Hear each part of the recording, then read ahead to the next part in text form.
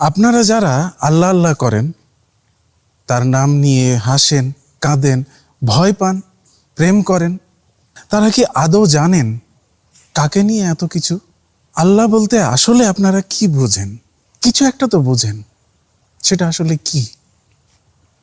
চোখ বন্ধ করে একটু ভেবে দেখেন তো, একটু বুঝে বলেন যে আল্লাহ আসলে কি। এই বুঝে বলেন কথাটা বললেই আপনারা গো ধরে বলবেন, আল্লাহ তো অবদ্ধ, তিনি তো আমাদের মতো না। তাহলে আল্লাহকে না বুঝলে তাকে বিশ্বাস করবেন কিভাবে? মানে কাউকে বিশ্বাস করতে হলে তো কিছু একটা বুঝতে হবে।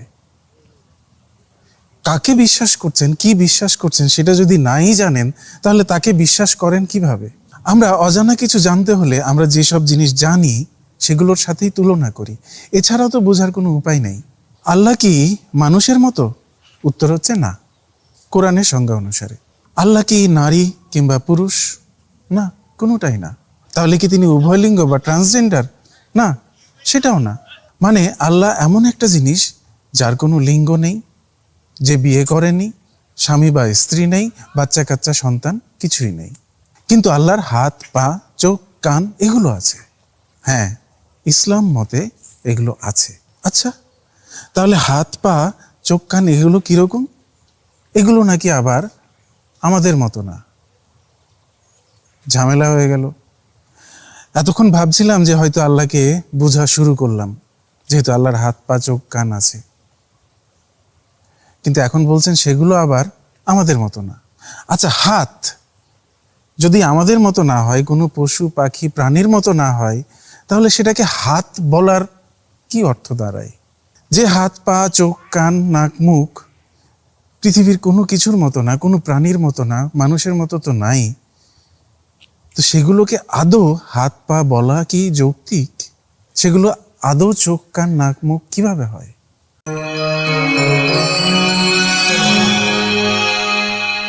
আল্লাহ সিংহাসনে বসেন, তার মানে আল্লাহর কি বসার কিছু আছে, নিতম্ব আছে? আল্লাহ কি নিরাকার? এইটা নিয়ে ইসলামী স্কলারদের মধ্যে দ্বিমত আছে। আমরা ছোটবেলা থেকে শুনে আসছি আল্লাহ অদৃশ্য, নিরাকার, অনাদি, অনন্ত, এইসব আমাদের স্কুলের টেক্সট বইয়ে লেখা ছিল। এখনকার পণ্ডিতরা বলেন তার আকৃতি আছে। বেশ, তাহলে তার আকৃতি কিরকম সেটা আবার কেউ বলতে পারে না। আচ্ছা, তিনি খান কি? তিনি নাকি কিছুই খান না।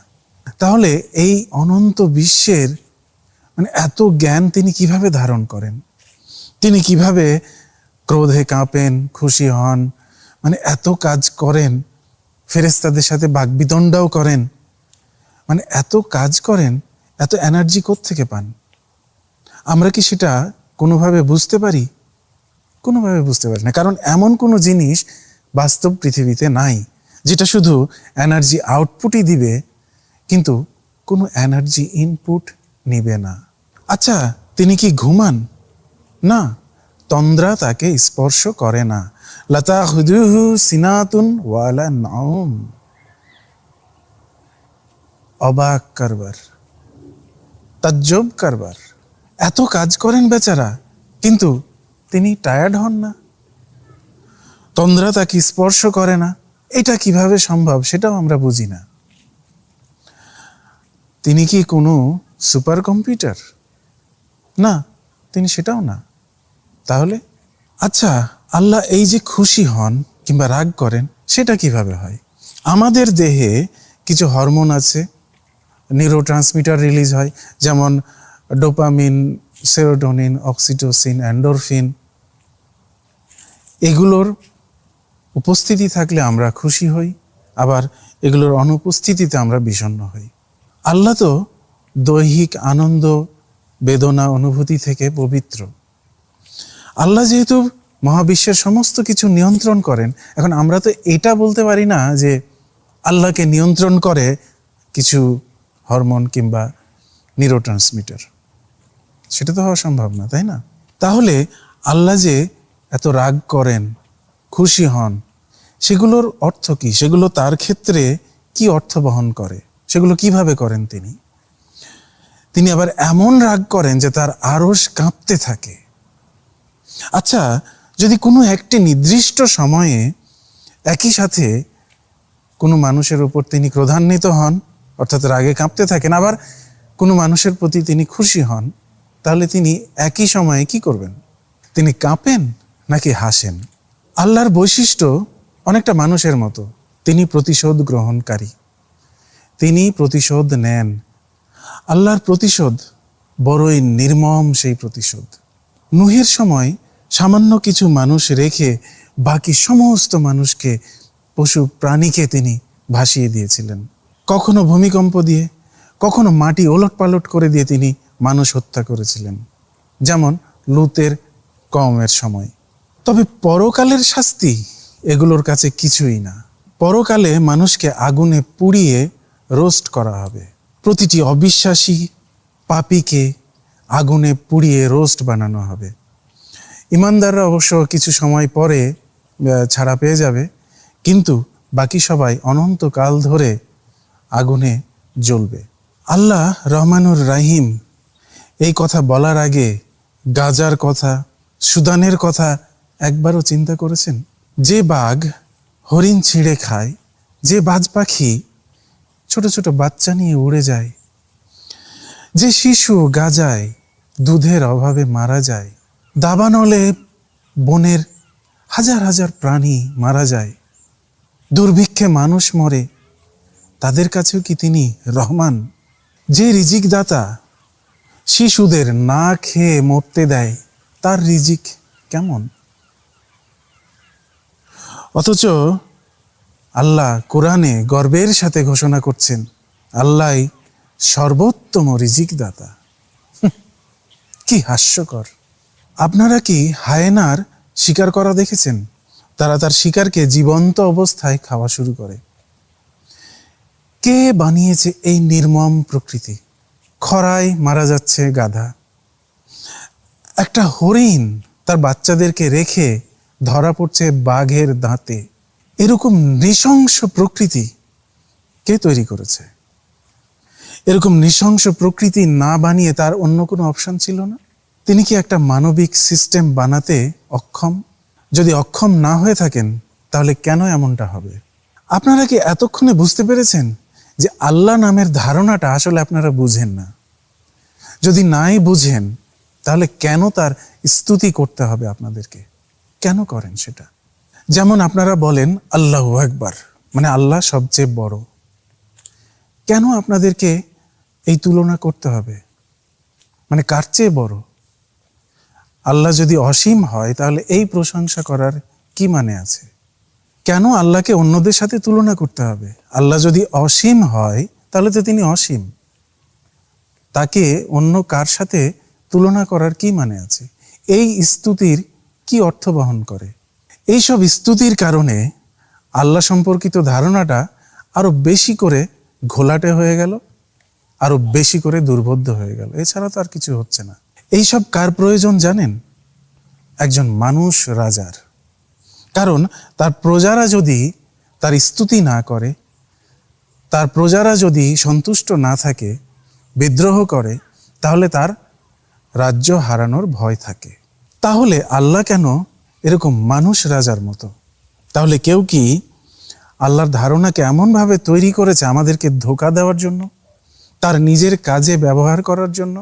তৎকালীন আরব সমাজে লাত, মান্নাত, উজ্জার পিতার যে মূর্তি ছিল, সেই মূর্তির কিছু বৈশিষ্ট্য ইসলামের আল্লাহর উপর চাপিয়ে দেওয়া হয়েছে না তো?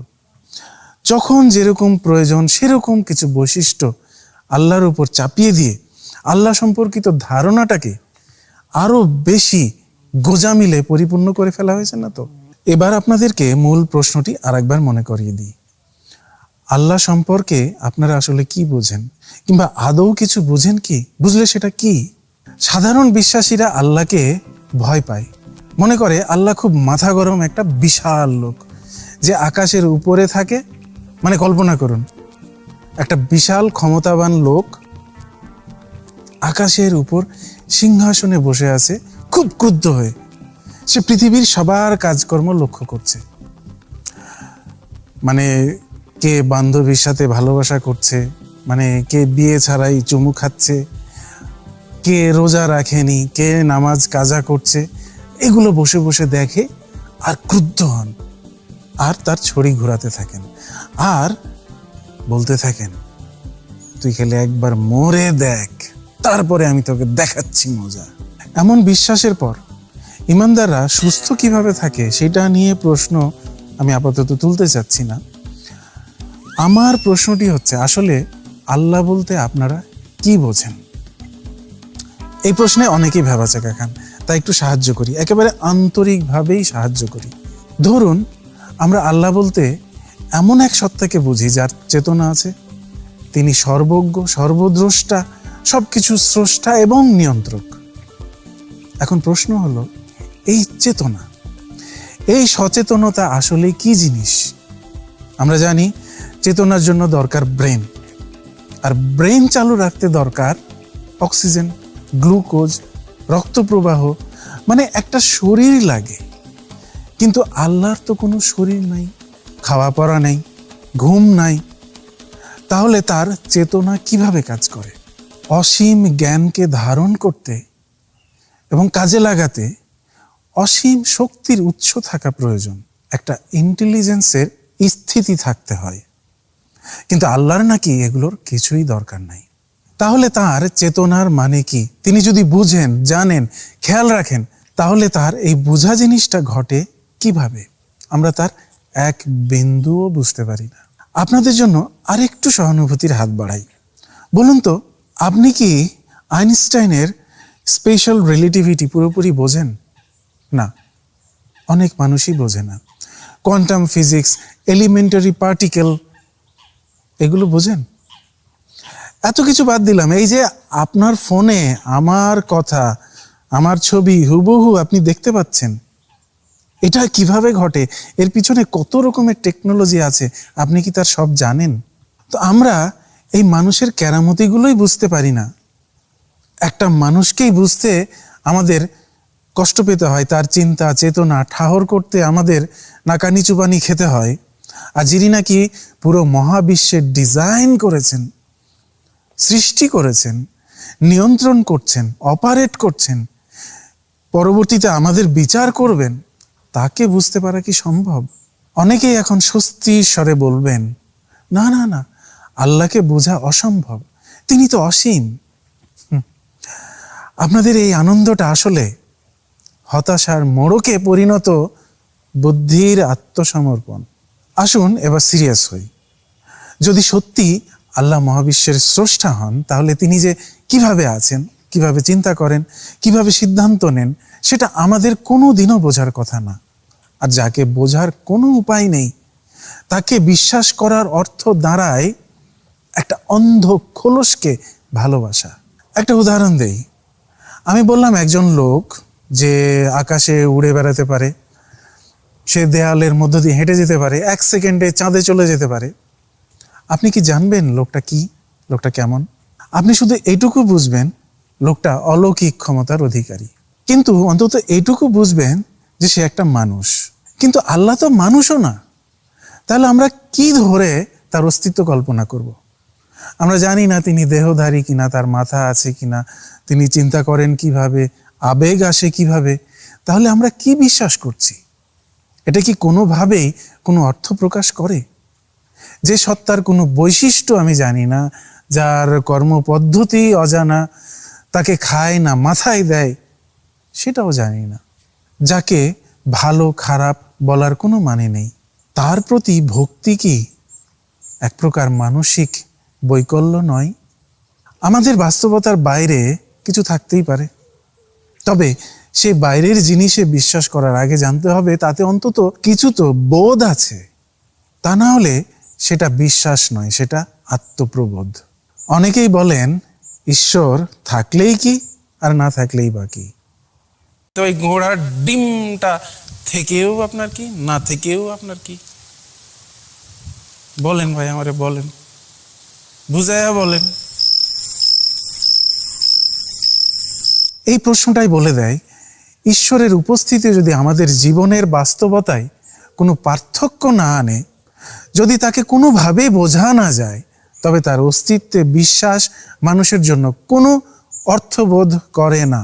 আল্লাহর প্রতি এই স্বাভাবিক সন্দেহ বা অবিশ্বাসকে যখন কোনো ধর্ম বিশাল পাপ বলে অভিহিত করে, তখন কমন সেন্স থেকে বুঝে নেবেন সে ধর্ম সম্পূর্ণ বানোয়াট, কোনো ধূর্ত ভণ্ডের প্রতারণার মাধ্যম। মুমিনদের আপত্তি, আমরা আল্লাহকে বিশ্বাস করি না। আচ্ছা, আমরা আল্লাহকে বিশ্বাস করলেই কি আল্লাহর অস্তিত্ব তৈরি হয়ে যাবে? আকাশ ফুঁড়ে আল্লাহ নামক কিছু একটা গজাবে? মহাবিশ্বের পেছনে কোনো স্রষ্টা আছে, এর ভালো কোনো প্রমাণ নাই। মানে যারা এমন দাবি করে তারা কোনো প্রমাণ দিতে পারে নাই, স্রষ্টার ভালো কোনো সংজ্ঞাও দিতে পারে নাই। আগের আলোচনা থেকে দেখলেন যে সেরকম কোনো স্রষ্টা থাকলেও সেটা সম্পূর্ণ অবোধগম্য হবে। কিন্তু সকল ধর্ম সে অপ্রমাণিত স্রষ্টাকে নিজেদের ধর্মের ঈশ্বর ধরে একমাত্র সত্য ধর্ম বলে প্রচার করে। অথচ মহাবিশ্বের পিছনে স্রষ্টার ধারণা এটা ফিলোসফির বিষয়, এটা বিজ্ঞানের বিষয়। ঈশ্বর থাকলে সেটা পৃথিবীর সকল মানুষের ঈশ্বর হবে, সকল প্রাণীর ঈশ্বর হবে, সকল প্ল্যানেটের ঈশ্বর হবে, সকল সৌরমণ্ডলের ঈশ্বর হবে, সকল গ্যালাক্সির ঈশ্বর হবে, সকল ইউনিভার্সের ঈশ্বর হবে। একে শুধুমাত্র নিজেদের ধর্মের একমাত্র সত্য ঈশ্বর বলে প্রচার করা খুবই আপত্তিকর একটা ব্যাপার। এইটা করতে গিয়ে ধর্মগুলো কেমন লেজে গোবরে করে ফেলেছে সেটা দেখতেই পাচ্ছেন। ইসলামে ঈশ্বরের ধারণাটা এরকম যে কাজী নজরুল ইসলাম সেটার নাম দিয়েছিলেন বিরাট শিশু। আসলে বিরাট শিশু নয়, হওয়া উচিত ছিল বিরাট উন্মাদ। আপনারা কি বুঝতে পারছেন না? এই আল্লাহর ধারণা অনেকটা একজন উত্তেজিত, অস্থির, প্রতিশোধ পরায়ণ রাজা টাইপ চরিত্র। তিনি রেগে গেলে বন্যা, আগুন, ভূমিকম্প দেন, রেগে গেলে পুড়িয়ে মারেন। এমন আল্লাহকে কেউ সৃষ্টিকর্তা বলছে, কেউ দয়ালু বলছে। আসলে বলা উচিত ছিল সাইকোপ্যাথ ঈশ্বর। আল্লাহর ধারণাটা এমন যেন তিনি পাপীদের দিকে তাকাচ্ছেন, পারলে তিনি এখনই তাদেরকে জাহান্নামে নিক্ষেপ করবেন। কিন্তু তিনি আবার খুব দয়ালু, তিনি অপেক্ষা করছেন তাদের মৃত্যু না হওয়া পর্যন্ত। তার আগে তিনি কিছুই করতে পারছেন না। ধর্ম কি স্রেফ ভয় এবং শাস্তির ব্যবসা? যে ধর্ম প্রশ্ন করলেই ভয় দেখায়, সে ধর্ম কি সত্য হতে পারে? যে ধর্ম বলে বিশ্বাস না করলে চিরন্তন জ্বালা, সে কি মহান সত্তার বানানো কোনো কিছু? বর্তমান সময়ে মানুষ দুর্বার গতিতে এগিয়ে যাচ্ছে জ্ঞান, বিজ্ঞান এবং প্রযুক্তিতে, আর আমরা এখনো পড়ে আছি ধর্মীয় আবর্জনায়। সময় এসেছে ধর্মকে প্রশ্ন করার। আপনারা সবাই ধর্ম ব্যবসায়ীদেরকে প্রশ্ন করেন। নাম্বার 1, আপনারা যে আল্লাহর কথা বলেন, এই জিনিসটা আসলে কি? সে কি আসলে কোনো অস্তিত্ব? নাম্বার 2, কেন এর প্রতি সন্দেহ করলে সে ক্ষেপে গিয়ে আগুনে পোড়াবে? অবিশ্বাস করলে তার কি ক্ষতি হয়? বিশ্বাস না করলেই জাহান্নাম। এটা কি প্রেম নাকি মানসিক সন্ত্রাস? একটা মানুষ যদি আপনাদেরকে বলতো যে আমাকে ভালোবাসো, না হলে আমি তোমার সন্তানদেরকে হত্যা করব, তখন আপনারা কি করতেন? অথচ এই আপনারা আল্লাহর ক্ষেত্রে কেন চুপ থাকেন? নাম্বার 3, কোনো অকাট্য প্রমাণ ছাড়াই কেন তাকে বিশ্বাস করতে হবে?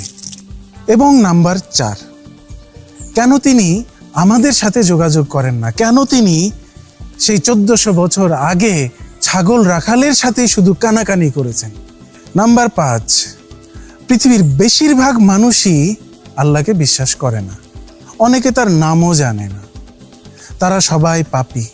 আল্লাহ পাপীদের পছন্দ করেন না, তারপরও কেন তিনি এত সব পাপীদের সৃষ্টি করলেন? নাম্বার 6, আল্লাহ সব কিছু জানেন, তাহলে সব কিছু ঠিক করেন না কেন? বিশ্বাস কোনো বাধ্যবাধকতা নয়। আল্লাহকে বোঝা যায় না, অনুভব করা যায় না, তার সিস্টেমও আমরা ধরতে পারি না। অনেক বিপরীতমুখী গুণ তিনি একসাথে ধারণ করেন, যেটা একেবারেই অযৌক্তিক। তাহলে তার অস্তিত্বে বিশ্বাস করার যৌক্তিকতা কোথায়? বিশ্বাস তো বোঝার আগে হয় না। বোঝা ছাড়া অন্ধভাবে কিছু মানা মানেই হচ্ছে মানবীয় জ্ঞানের অপমান। এখনো যারা ধর্ম ব্যবহার করে আপনার ভয়কে পুঁজি বানাচ্ছে, তারা চায় না আপনি প্রশ্ন তুলুন। তাই আজ থেকেই শুরু করুন। বিশ্বাস নয়, বোঝার দাবিতে মুখ খোলার সময় এসেছে।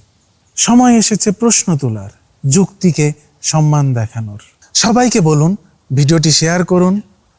এই প্রতিবেদন যত বেশি মানুষের কাছে পৌঁছাবে, তত দ্রুত ভাঙবে সেই মিথের দেয়াল যার উপর বিশ্বাসের মশাল জ্বলছে। ধন্যবাদ, ভালো থাকুন।